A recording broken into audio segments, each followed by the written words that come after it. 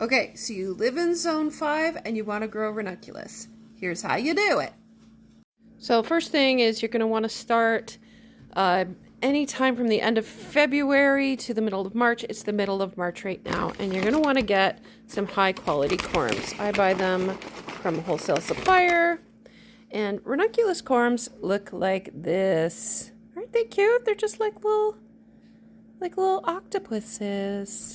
So here I have a Tupperware full of warm water, and the first thing is to soak these babies. All right, now just placing them all in here.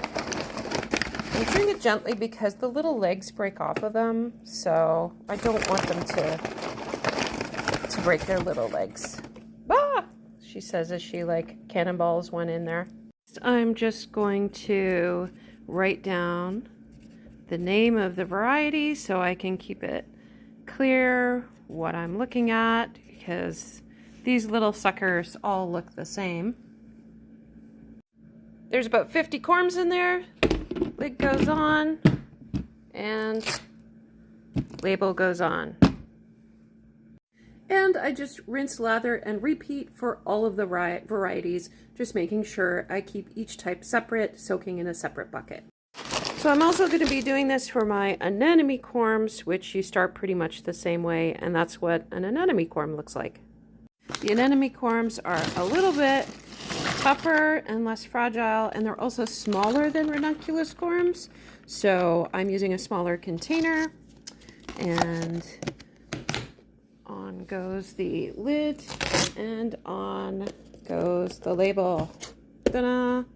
So I should add that separating out the different varieties in different buckets is only really necessary if you're interested in planting in color blocking.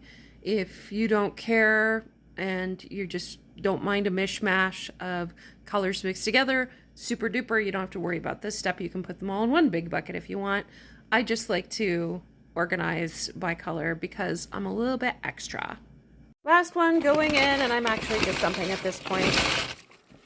And I ran out of Tupperware, so I'm just using a bowl. I won't be able to cover it, but whatever.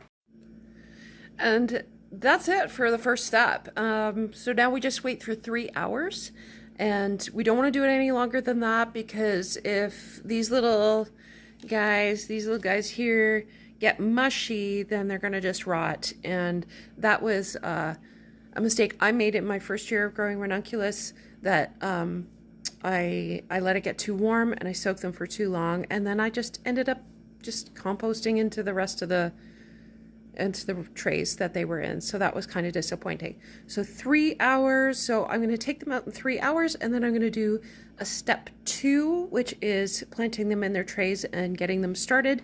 And I'll film that as well for part 2 to this video. But before, back in the water you go. But before I go, I just wanted to show you what it is that we're growing here. So this beautiful pink bloom here is a ranunculus flower. There's a couple other of them in this arrangement. There's one tucked in here, and there's another one over here.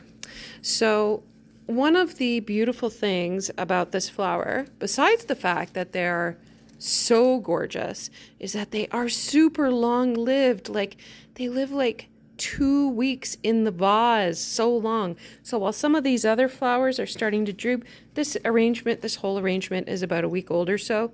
And you can see like the Gerbera daisies are starting to go. The roses are some of the first to go. But the ranunculus look like perfection.